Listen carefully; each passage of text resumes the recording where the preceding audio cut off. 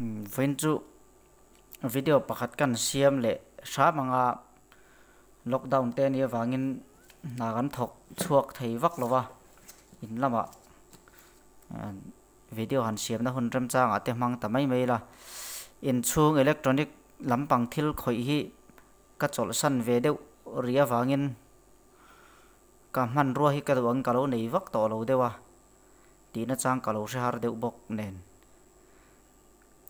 vina chuan ka nei ang tok ji nga mi then khat heng tai ot na tho dan hi tlema zong kan han en tir le sa manga tai ot ni phung tai ot om zia atakin kan en tir don ni thil tlem te thil chini khat vel lekin kan en tir ri don ani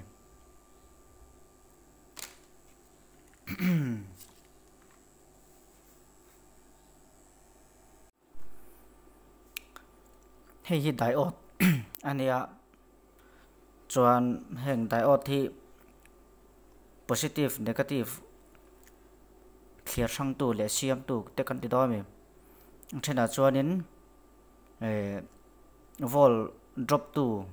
ani line thena chuanin ampere up tu ang chi te khating ta na khan man dan chi sang sang oma AC alternating current kan ti positive le negative from sang chuang lo wang chi chuan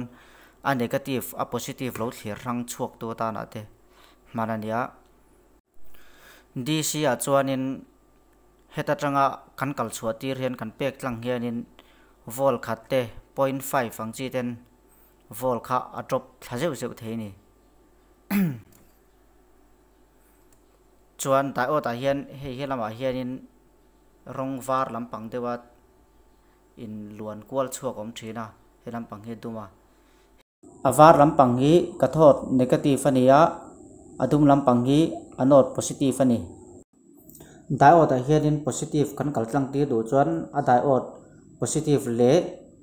DC positive kha kanin hoiton ti ranga ya ti chuan ale lampang han positive chu a chuak thei ta chau thina ni AC ni chuanin ni a khoi lam zong zong po khalo ti taila AC alternate ni meo wangin positive le negative in thlak thleng char char on kal ko pani wangin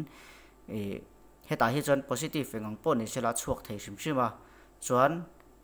hei le taila helangan pele taila negative chau a chuak ve le ta bokani khatiang khani ma selangin avar kathot negative lama hianin positive jok hi a chua a line kal zo meu si wangin positive charge line lampang zo kani tia siat aul sam jok nge nge a nichin kanan zoi ma sakdan kha chu alu tlang thei dan zong chau ani ve thuk ani chuan diode chi sang tam tak oma jina diode ming cha kan soi kim vek lo mai ngani danga a than pa in diode chi sang sang ho kan la ron soi nga 10 volt chu tiang sa tan in chu tiang chu man tur ti te ampere chu tiang zat ampere he mi diode chu tiang zat ampere ani in chu tiang zat lot chu ani thei a pe chuak thei tiang chi te oma a pek lu ina ampere le o ampere pek lu tam zong ai ma in kan avalot tur zok ava pek chua nuwa alot tur zok ina awat san zong zir khan hemi diode chu ampere sak le sak lo mana tulina tul lo pha thei ta zoka input ampere khasang view ma sela alo ta kha ampere niam te ni chon diode thi ampere sang vak man kha ngai lo ve tho ni khateng khani phung chuania chuan a tha nge thalo kan te don ani x1 a hian meter hi ka da meter hi te na sui mor ve hi tin ka to sta te khona kal thei ta chuan hei hi positive ania hei negative ani he lampang hi he akalar var lampang oma hi thian kan tianga akal thei tur hei positive lama lo ni ta chuan ka let le chianga then a positive le negative kain hoiton ta helai negative le betar positive ka hoiton le ta kal ta lo ni hei da ot thapa ngai om da na ni ti chuan heta hian tlem te lo kal emo thui deuh lo kal ni ta se a chia ti na ni ta ni hetel an position ni lo zong helai negative le metar positive khan ti a lo kal chuan a thalo ti na nia ti chuan an mani position dik zong ve negative le negative positive le positive khan tia hetia akal thei lo chuan a chi ni bawk ani a position dik zong chi hen ten akal thei anga ten akal thei lo tur ni da ot wat sang ang chin hawa chuan kha kha ni phung deuh chuan ya maro chu dinner da ot kan ti then khat da ot heti anga po da ot then khata chuanin x1 ke x10 ke tiang vela kan han da hemi a position dik lo zong kan han tia tlem te ron kal tur hrim hrim te po mani khang kha chhe ni chuang lo ve bawk ani a da ot a sir khanin chu diang chi bik chu ama wangin khang kha chu kan soi tel thei ri lo wanga tun tuba hi chuan hemi da ot om ziai bik hi ate dan kan han entir pa in ani phung a pek chua dan kha karon entir don bawk ani tuna hianin 12 volt atangin 12 volt DC atangin helai balfa hi kan petlang don anga helam hi positive ani dana kha a entir kan entir don ani helam negative ani dan te ni china dai ot sign kan mu kha chuanin a pek lu dan lampang zonga da poimo zo ka wangin a sign kha kha tiang khan an tar lang ani tu na chuan a pek chua lampang hi kan ngai poimo zo ve dong thunga wangin kha mit ledling chi khang kan soi ve thung to dor ani alo en tu ten thiam tai la tu na kan ti dan hi helam hi positive ani nge ye ti na emo helam hi negative ani nge ye mo ti na kha ani chuang lawa in lo thiam don nia tiana long hen kan ti chinanga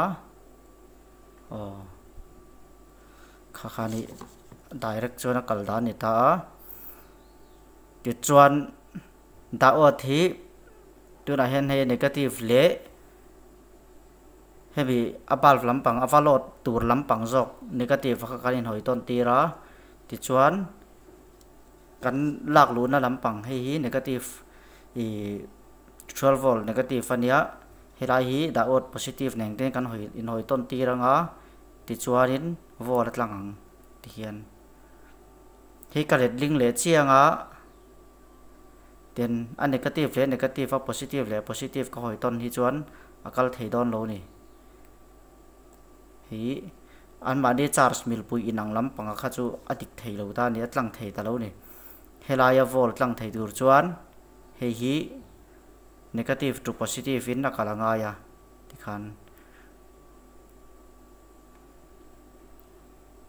kha kha aom zia pakhat chuania tuna mi kan ti dan atang khan thil poi mo deu ta chu DC ni sa to tang chuanin kan va pek lu na tur thil pan ruwa kha a position dik zonga kan ti chawa lut thei turin adik lo zong kan ti a lut thei lo turin a kholina a tor lo nana heting da ote poi man ve thei ta ni he adik lo zong chuanin tena lut thei don ta lo ni kha kha thil tangkai ve deuh mai ania tin line then khata chuanin hemian ma ni charge mil pui kan ti don mi he hi positive lama lo ni ta hi arong var lampang hi ten positive ka lo ti ta ni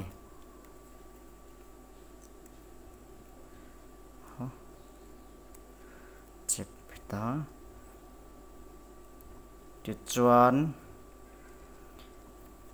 hei hi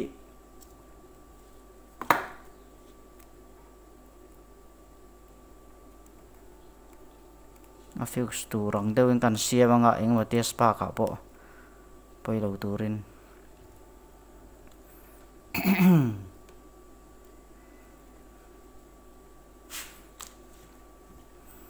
ti hianin an ma ni charge mil pui inang zong ve ve kha chu ti han lo eng lo ma selang ing tin mom thei lo ni ti chuan a charge in ang ni lo wa kha ti hian kain hoi ton tir le ta ni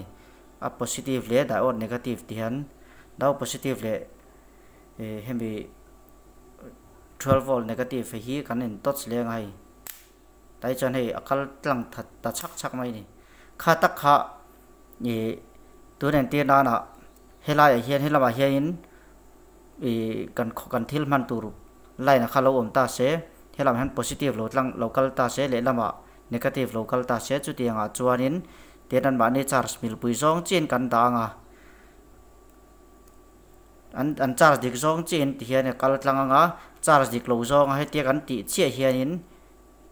heti kan ti chi hianin hemi input lama hianin fuse kan danga chu tianga chuan diklo zo kan ti vele kha fuse kha chat ngal phak phak thei durin hemi diode mang hianin a khuap the ni he hianin positive negative khan ma ni charge mil pui zongin ada chi don ni tuna antenna na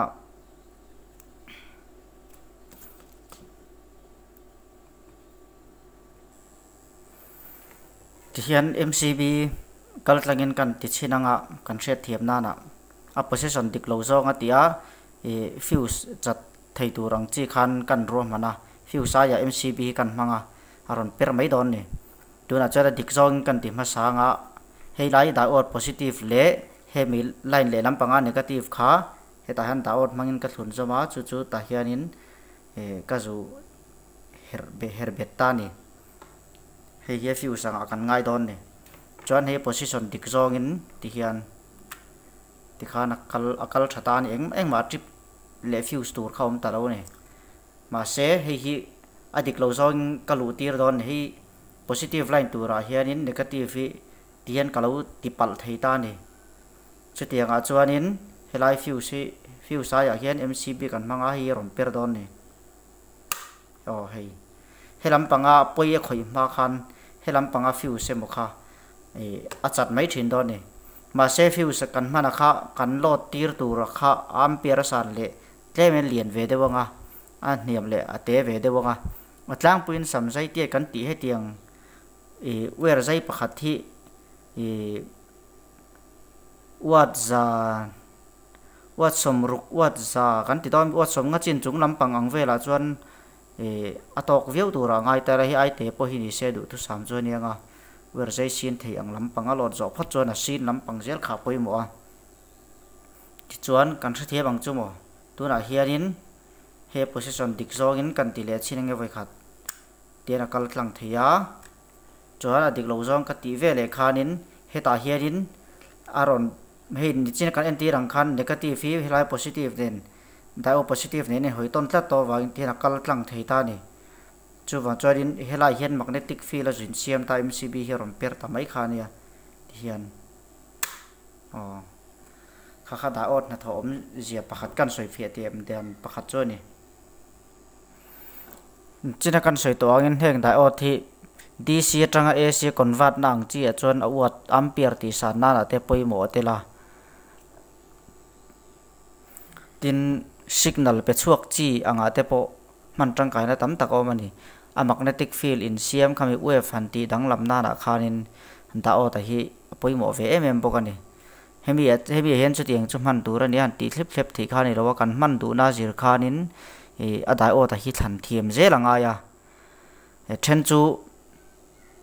lot sang mil deuh chi le niamat man tok chi khating te po khom thana wangin a diode kha chi sang tam tak oma tun tum han kron soi fia thei don lowa atlang puin diode ni chuan an na tho dan chu khatiang kha nia kan tha thiam dura kan ngai deuh